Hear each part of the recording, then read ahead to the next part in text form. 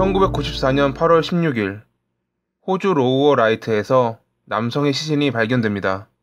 조사 결과 그는 1992년 실종된 클린턴 트레디스로 밝혀졌습니다. 당시 그는 누군가의 초대를 받았다고 말하며 나갔고 2년이 지난 뒤 싸늘한 죽음으로 발견된 겁니다. 하지만 목적지는 물론 별다른 목격자 역시 없었기에 수사는 막막했습니다. 1995년 전 여자친구인 수잔 앨런의 딸을 성폭행하려고 한 혐의를 받은 레이 데이비스라는 남성이 사라지는 일이 발생합니다.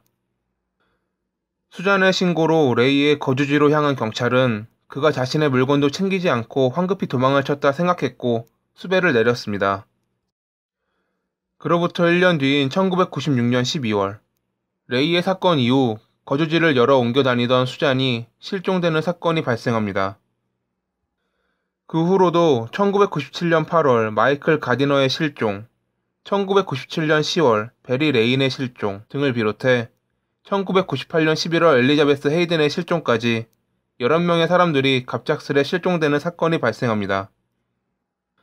워낙 땅이 넓고 많은 범죄가 일어나는 호주에서 발생한 실종 사건.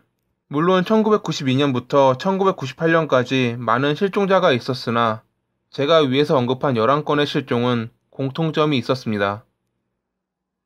그들이 모두 동성애자나 소아성애자 혹은 마약과 연관이 있거나 그들의 지인이었다는 것이죠. 1998년 엘리자베스가 실종됐을 때 그의 남편 마크 레이 헤이드는 그녀가 도망갔다 말하며 신고조차 하지 않았지만 엘리자베스의 여동생은 두 아이를 버리고 떠날 언니가 아니라며 경찰에 신고합니다. 경찰은 마크를 의심했고 방어적인 모습을 보여주던 그를 신문합니다. 신문 과정에서 마크는 자신의 지인들과 같이 있었다는 알리바이를 밝히며 풀려났습니다. 하지만 그가 말한 지인들을 조사하던 경찰은 과거 실종자들이 마크의 지인들과 어떤 방식으로든 연결이 되어 있다는 걸 알아냅니다. 예를 들어 그의 지인인 존 저스틴 번팅이 실종자인 수잔의 과거 남자친구였던 점, 그의 과거 지인인 토마스 트레빌런이 실종자 중 한 명이었던 점, 첫 번째 실종자인 클린턴이 다섯 번째 실종자인 베리 레인과 서로 알고 있었다는 점, 여덟 번째 실종자가 존을 사랑했던 여성의 아들인 점. 경찰은 복잡한 관계 속에서 마크의 7명의 지인들이 실종자들과 접촉이 있었던 사람들로 이루어진 것을 알아낸 겁니다. 무언가 그들이 숨기는 것이 있다 생각한 경찰은 비밀리에 수사를 진행했습니다. 1999년 5월 20일 경찰은 스노우타운이라는 외딴 마을로 향하는 그들을 미행합니다. 그들은 마을에 있는 은행으로 들어갔다 잠시 후 나왔고 몰래 그들의 뒤를 쫓던 경찰은 이제는 창고로 쓰이는 듯한 은행 내부에서 6개의 드럼통을 발견합니다. 드럼통에 다가갈수록 역한 냄새가 그들의 코를 자극했고 드럼통을 연 순간 경찰은 놀라고 말았습니다. 드럼통 안에는 부패하고 있는 사람들의 시신이 들어있었던 겁니다. 다음 날인 5월 21일 마크를 비롯해 존과 로버트는 체포됐고 그들의 자백으로 인해 마크가 지인이라 불렀던 7명 모두가 결국 살인 혐의로 체포됩니다. 그룹의 지도자격인 존은 어릴 적 친구의 형에게 성폭행을 당한 뒤 동성애자와 소아성애자들을 증오하며 자라났고 1991년 이웃인 마크와 친해지며 자신과 함께 범행을 저지를 동료를 모으게 됩니다.